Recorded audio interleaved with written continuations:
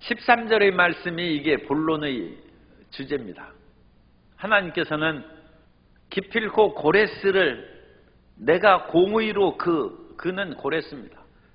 고레스를 일으킨지라 그가 그의 모든 길을 곧게 할 것이고 그는 나의 예루살렘 성읍을 건축할 것이며 바벨론에 사로잡힌 내 백성을 값없이 놓을 것이다. 그런데 하나님의 이와 같은 계획에 대해서 이스라엘 백성들이 반발하고 거부하는 것입니다. 우리나라가 1945년 8.15 해방을 했는데 하나님의 은혜로 해방이 됐습니다. 그런데 해방이 되긴 했는데 우리 마음대로 나라를 못 세웠어요. 왜? 우리가 힘이 없는 상황에서 힘이 강한 나라들이 일본 제국주의를 쫓아내고 우리에게 자유를 주었기 때문에 자기들의 이권으로 말미암아 남북으로 갈라진 것입니다. 그러면 고레스를 통하여 이스라엘을 자유와 해방을 주었으면 고레스가 당연히 자기의 분깃을 요구하기 마련입니다. 그것은 이스라엘이 포로에서 돌아온 후에도 페르시아 제국이 멸망할 때까지 이스라엘은 페르시아의 속국입니다.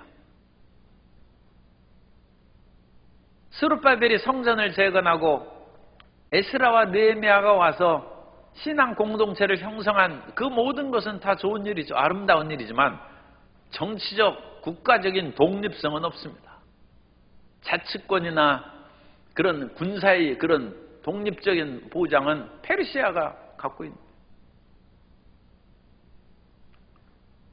그러면 우리가 그 입장에 있을 때 성도 여러분, 어떻게 바벨론에서 포로 생활 계속 하시겠습니까? 아니면 고레스를 통해서라도 그냥 고국으로 돌아가서 하나님을 섬기는 일종의 그것은 신정 공동체죠. 하나님을 섬기는 데에 대해서는 자유를 주었어요.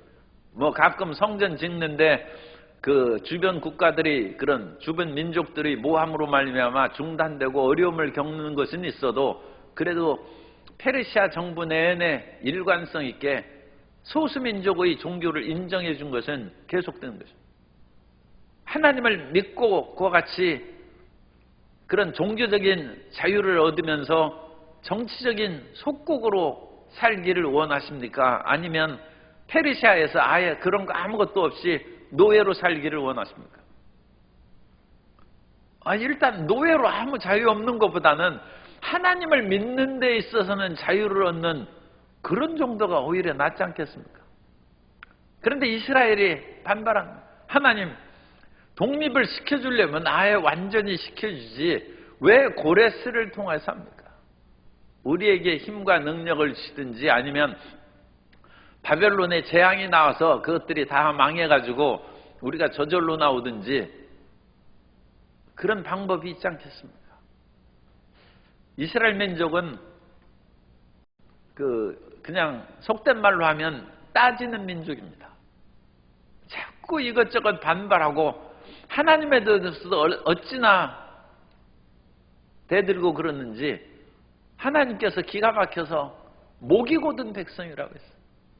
이스라엘이 애굽에서 노예로 살고 그야말로 보잘것없어요. 그런데 하나님께서 아브라함의 약속을 생각하시고 이스라엘 민족을 사랑하사 그들을 애굽에서 건지시고 그들을 젖과 꿀이는 가나안 땅으로 인도하여 내시는데 이스라엘 백성들은 끊임없이 거역하고 10번이나 하나님을 불순종하고 광야에서 다 그 첫 세대가 엎드러져 죽을 때까지 그 백성들이 목이 곧은 백성이라고. 그런데 이스라엘 백성들이 오늘날 그 목이 곧은 백성이 조금 변해서 후츠파 정신으로 일어서는 아주 탁월한 기업들이 많이 있습니다. 어떤 실패에도 결코 굴하지 아니하고 끈질기게 전진해 나가는, 그야말로 성경적인 의인은 7번 넘어질지라도 다시 일어난다. 그야말로 칠전팔기죠. 우리는 한두 번 쓰러지면 하나님의 뜻이 아닌가 보고 해서 그만둬요. 어떤 주의종 선배가 고대 나와가지고 고시 공부하다가 몇 번 떨어지더니 주의종 됐어요. 그래가지고 저하고 같이 근무했어요. 그런데 어떤 사람이 비판했어요. 고시 붙고 와야지 이게 무슨 짓이냐. 고시 떨어지니까 주의종 되냐. 그 사람보다 이제 조금 더 선대죠. 고시 붙었으면 안 올 거 아니냐. 고시 떨어지니까 주의종 되느냐. 고시 붙고 와라. 농담처럼 한 얘기지만 의미가 있어요. 몇 번 좌절했다고 포기하고 하나님의 뜻이 아닌가 보다. 제가 신학대학원 이제 1학년 다닐 때 똑똑한 학생이 하나 있었어요. 물리학을 공부한 그 대학에서 물리학을 공부한 학생인데 키도 크고 얼굴도 잘생기고 냉철한 사람이에요. 그야말로 과학도 돌아. 그런데 수업 시간에 교수님하고 한판 붙었어요. 그래가지고 그것을 끝까지 집요하게 질문하는데 우리가 보니까 우리가는 아니고 제가 생각하기로는 좀 명성이 부족한 것 같아요. 너무 지성이 날카로우니까 오히려 그런 것들을 수용하고 받아들이는 그런 것이 좀 부족하지 않는가 싶은데 어쨌든 자기로서는 비합리적이라는 거예요. 합리성 있게 설명해달라고 교수는 교수에게 요구하고 교수님은 최대한 합리적으로 과학도에게 그 물리학을 공부한 학생에게 이해시키려고 하는데 이해가 잘 안 돼요. 그래가지고 수업 시간 1시간 내내 둘이 논쟁하다가 끝났어. 그것은 그럴 수 있다고 생각할지라도 그런데 진짜 큰 문제가 생겼어. 다음 날부터 학생이 학교를 안 오는 거예요. 학생 그 학교 그만뒀어요. 참 저는 아쉽게 생각합니다. 교수하고 그와 같이 1시간 내내 논쟁을 했다 할지라도 그것으로 인해 학교를 자기가 그 대학교 물리학과를 졸업한 후에 신학도로서 대학원에 들어와서 공부를 시작했으면 보통 결심이 아닌데 그거 논쟁 한 번 했다고 그 뒤로 물러가느냐. 그래서 참으로 안타깝기 그지없었어요. 그런데 이스라엘 백성들은 오늘날 그런 후츠파의 정신, 또 성경에는 목이 곧은 백성으로 그 하나님의 책망을 많이 받긴 했지만 이런 끈질긴 그런 속성이 있어요. 윤동주 시인은 잎새에 이는 바람에도 나는 괴로웠다 해가지고 굉장히 여린 크리스찬들이 많이 있어요. 물론 그것도 참 감성이 부드럽고 참 훌륭한 성품 중에 하나입니다. 그러나 그것으로 인하여 스스로 주저앉고 낙심하고 좌절해서는 안 됩니다. 우리는 끈질기게 전진해야 됩니다. 잠시 잠깐 오면 오실리가 오시리니 지체하지 아니하시리라. 나의 의는 오직 믿음으로 말미암아 살리라. 뒤로 물러가면 내 마음이 저를 기뻐하지 아니한다고 했습니다. 우린 뒤로 물러가서 침륜에 빠지는 자가 되면 안 됩니다. 영혼을 구원할 믿음을 가진 자로 전진하고 그야말로 전우의 시체를 넘고 넘어 앞으로 전진하고 전진해 나아가야 됩니다. 하나님의 그와 같은 창조 역사를 8절부터 말씀합니다. 하늘이여 위로부터 공의를 뿌리며 하나님께서는 하늘을 다스리고 땅이여 열려서 구원을 싹트게 하고, 그러니까 하늘에서 비가 내리고 땅에서 곡물이 자라나고 초목이 무성하게 자라나게 하는 하나님의 역사죠. 이번에도 우리가 충분히 기도가 부족했어요. 어쨌든 비를 많이 내려달라고 기도했는데 그와 같이 저는 한 100mm 내리기로 기도했는데 한 40~50mm밖에 안 내렸다고 그래요. 예. 기도가 부족하고, 그리고 그 강한 비구름대가 서울하고 경상도 쪽으로 갔단. 그걸 붙잡았어야 되는데 그걸 놓친 거예요. 그래가지고 지금 일단 뭐 산천은 좀 젖어서 그런 산불의 위험은 없어지게 됐습니다만 비로서는 아직 많이 부족하다. 그런데 하나님께서는 하늘로부터 공의를 뿌리고 구름이여 의를 부을지어다. 그 다음에 땅이 열려서 구원을 싹트게 하고 공의로 함께 새싹이 돋는 것이 우리의 구원입니다. 아니, 싹이 돋지 않으면 우리가 어찌 먹고 살겠습니까? 그러나 이것도 이제 영적인 의미로 그와 같이 우리의 영적인 구원을 의미할 수도 있습니다만, 먹고 사는 것이 우리의 구원의 길입니다. 그래서 하나님의 이와 같은 창조적인 역사로 모든 것을 이끌어 가신다는 것입니다. 그러면서 이 9절 이하의 그런 본문은 많은 주석가들이 논쟁적인 그와 같은 형식을 취하고 있다. 우리는 이와 같이 문학적 형식에 대해서는 성경을 읽으면서 잘 생각을 하는데 이건 논쟁이라는 것입니다.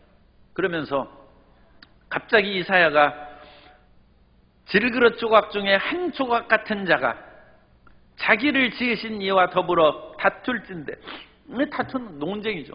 그래서 8절에서는 창조주 하나님을 선언한 후에 이제 예를 들어서 토기장이와 진흙의 비유를 들어서 얘기합니다.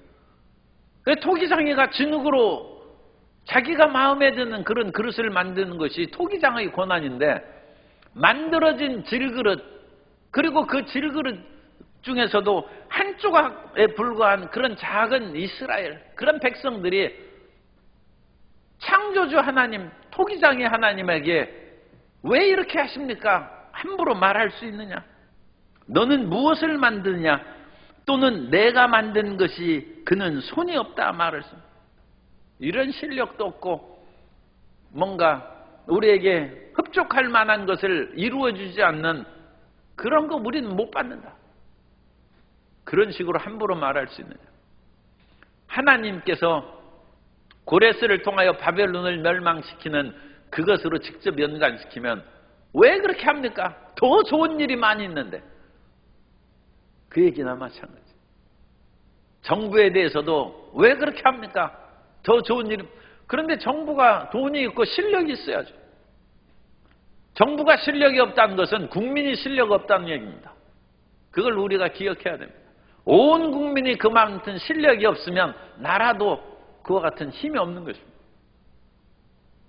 이 나라가 주변의 그런 모든 나라를 능가할 수 있는 힘이 있을 때 요구할 사항을 그런 힘이 없는 나라의 정부에게 또는 그 지도자에게 요구하는 것은 과도한 것이죠. 무리한 요구죠. 그런데 하나님은 능력이 있으시죠. 그렇기 때문에 하나님은 해주실 수 있지 않습니까? 그렇게 얘기하는데 이스라엘이 그릇이 작아요. 그릇이 작은 곳에 부으면 그릇이 넘치고 파탄에 이르고 그릇이 깨질 수도 있어요. 하나님은 모든 것에 적절하게 우리에게 맞춰서 은혜를 주시고 복을 내려 주시는 것입니다. 그것을 수용할 수 없는 그런 상황에 넘치는 것이 임하면 소인은 옥을 가진 것이 죄라고 했어요. 자기 분수에 어긋난 물질이 들어오면 그 사람 파멸을 합니다. 100만 원 가지고 살 사람을 1억을 주면 허랑방탕해 가지고 신세 망치는 거예요. 하나님이 어련히 알아서 이스라엘의 상황에 맞게 그 일을 행하셨고 이스라엘에게 완전 독립과 자유를 주시지 않은 것은 이스라엘이 망한 지 겨우 70년밖에 안 됐어요. 아직 정신이 완전히 우리식으로 얘기하면 개족 안 됐어요. 하나님 마음에 합당한 그런 국민성으로 회복이 안 됐어요. 그러면 하나님께서는 더 훈련시켜야 됩니다. 그런데 이스라엘은 왜 이렇게 합니까? 이스라엘은 목이 곧은 백성. 반발합니다. 하나님이 또 이제 더 우리에게 쉽게 이해할 수 있도록 부모가 자식을 낳는 것에 대해서 얘기하는 거예요. 하나님은 아버지고 자식을 낳았는데 자식이 태어나고 보니까 아버지 못생긴 코를 닮았어요. 아버지 왜 이렇게 나를 낳았습니까? 그렇게 할 수 있느냐? 자기가 보니까 뭔가 지혜와 능력이 부족해. 어머니 이런 나를 낳으려고 해산하셨고 그리고 몸이 아프셨습니까? 그럼 불효자식이죠. 퇴역한 자식입니다. 자식이 어찌 그렇게 얘기할 수 있겠느냐? 그 비유로 하는 것입니다. 아버지에게 무엇을 낳았어 하고 묻고 어머니에게 무엇을 낳으려고 해산을 수고를 하셨소. 그렇게 달려드는 백성은 화 있을진저. 이스라엘이 분수를 알으라. 창조주 하나님께서 어련히 알아서 하는데 그것을 가지고 하나님 앞에 따지거든요. 물론 하나님 앞에 따질 수 있습니다. 야곱이 하나님 앞에 끝까지 야복강 나루터에서 씨름을 했어요. 그러나 하나님 앞에 우리가 순복으로 나아가야 될 것은 하나님은 지극히 지혜로우시고 하나님은 사랑이시기 때문입니다. 하나님이 전지전능하실지라도 우리를 미워하신다면 나를 미워하는 하나님을 내가 왜 따릅니까? 그럴 수 있는데 하나님이 우리를 사랑하사 독생자 예수 그리스도를 보내주시고 자기 지극히 사랑하는 아들까지 아끼지 않고 우리에게 주시니까 그 아들과 더불어 그 무엇을 우리에게 주시지 않겠습니까? 그걸 믿으라는 것이죠. 그러므로 웬만큼 따지고 나아가다가 하나님의 그와 같은 가이드라인이 있어요. 거기 금지선, 레드라인이 있으면 거기에서는 멈추는 지혜와 순종이 필요. 너무 멀리 가면 얻어맞는 것이죠. 얻어맞을 뿐만 아니라 우리가 그 하나님의 모든 것을 다 이해할 수도 없어요. 우주를 다스리는 그 하나님 앞에서 우리 개인의 그런 집 문제 가지고 이 지구를 다스리고 모든 것을 행해야 되는데 자기만 살겠다고 우리가 주장해서 되겠습니까? 남도 살아야 되고 지구도 살아야죠. 어찌 지구만 살겠습니까? 태양계의 운행이 적절히 돼야지 지구가 날씨 덥다고 더 멀리 가면 화성하고 충돌할 거 아닙니까? 하나님의 가르침과 하나님이 우리에게 말씀하시는 그 모든 것에 있어서도 우리 자신의 한계를 깨닫고 그걸 받아들이는 슬기가 있어야 됩니다. 그러면서 11절에 이스라엘의 거룩하신 이 지으신 하나님이 창조주시죠. 너에게 장래일을 내게 물으며 내 아들들과 내 손으로 한 일에 관하여 내게 명령하려느냐. 하나님은 하나님이다. 내가 하는 일을 따지고 이러이러 하라고 명령할 수 있겠느냐. 하나님이 이 최후의 그런 그 저지선에서 말씀하신 것입니다. 내가 땅을 창조하였고 12절입니다. 그 위에 사람을 창조하고 내 손으로 하늘을 펴고 하늘의 모든 군대에게 명령한 그 모든 일을 하나님이 하신다. 그러므로 그 하나님의 손길이 나타나면 거기서는 우리가 무릎을 꿇고 우리가 순복해야 됩니다. 사울이 하나님 앞에 그야말로 기름 부음을 받아서 이스라엘의 왕이 됐는데 하나님이 사랑이신 하나님이시죠. 그러나 하나님께서 멸망하시기로 작정한 아말렉은 그건 비겁한 자의 상징이고 악의 상징입니다. 이스라엘이 애굽에서 나올 때 후미에 있는 제일 뒤처진 사람은 몸이 제일 피곤하고 노약자 어린아이죠. 그런 사람을 아말렉이 쳤어요. 이 비열한 자들이에요. 악한 자들이에요. 그러므로 하나님께서는 이런 악하고 비열한 아말렉을 도말하여, 그것은 아말렉 민족뿐만 아니라 악을 도말하는 하나님의 뜻입니다. 그래서 그 일을 수행하라고 사울을 보냈더니 사울이 가보니까 거기에서 아각 왕도 그럴듯하게 자기에게 잘 대해주고 양과 소 그런 좋은 것들도 있는데 하나님이 어찌 이와 같이 사랑이 없고 하나님께서 더 풍성하게 모든 것을 우리에게 주시지 않고 이것을 다 멸망시키려고 하는 거야. 그래서 사울이 백성들과 의기투합해서 그 모든 것을 살려두고 하나님의 뜻을 거역했다는 거야. 인간의 교만, 하나님이 틀렸다는 것입니다. 그래서 하나님이 사울을 버리신 것입니다. 그러나 사울을 버렸을 때 사울이 하나님께서 우리 같은 심정으로 하면 당장 죽어야죠. 그렇게 하나님의 뜻을 정면으로 거역해가지고 끌고 왔는데 그거 살려두겠습니까? 옛날 황제 같으면 그야말로 당장 사형을 시키는 것이죠. 그러나 하나님 안 죽입니다. 하나님께서는 그래도 사울이 돌이킬 수 있는 그런 기간을 오랫동안 놔두다가 그 뒤에 사울이 블레셋의 손에 죽은 거죠. 하나님의 사랑과 인자하심이 지속된 것이죠. 그러나 사울을 버린 것은 그 말씀을 어기고 자기 뜻대로 했을 때 버린 것입니다. 우리가 하나님 앞에 나아가서 얘기할 수 있습니다.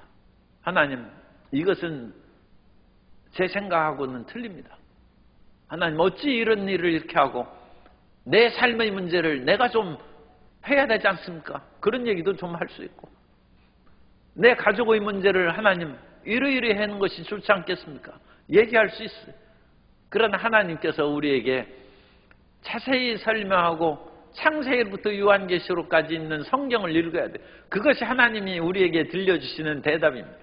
그것을 읽고 그 속에서 인간의 분수와 자신의 한계를 깨닫고 하나님 앞에 순종하고 하나님 앞에 감사와 믿음으로 나가는 저와 여러분 되시기를 주님 이름으로 축복합니다. 그래서 하나님은 하나님이시고 인간은 인간입니다. 그래서 칼바르트는 하나님으로 하나님 되게 하라고 했습니다. 자유주의 물결이 넘치게 임했을 때 인간이 기고만장한, 그래서 새로운 정통주의 신학을 칼바르트가 일으키면서 하나님으로 하나님 되게 그렇게 섬기고 우리 살아야 된다는 새로운 자유주의 물결을 막고 다시 성경으로 돌아가는 신정통주의 신학을 시작한 것입니다. 그 말씀을 우리 마음 가운데 생각하면서 하나님의 뜻이 바뀌시겠습니까? 13절 안 바뀝니다. 내가 공의로 고레스를 일으킨지라 고레스의 모든 길을 곧게 하리니, 고레스가 하는 일이 형통하다는 것입니다. 고레스가 나의 성읍 예루살렘을 건축할 것이며 사로잡힌 내 이스라엘 백성들을 값이나 가품이 없이 놓으리라. 자유석방이 만군의 야훼, 이거 하나님이 도장 찍는 거예요. 만군의 야훼의 말이니라. 하나님이 그렇게 하신다는 거예요. 하나님의 뜻을 어길 수 있습니까? 하나님의 뜻이 우리의 인생에 대해서, 우리의 삶에 대해서 분명하면 그 일을 받아들이고 순종하는 성도 여러분 되시기를 주님 이름으로 축복합니다.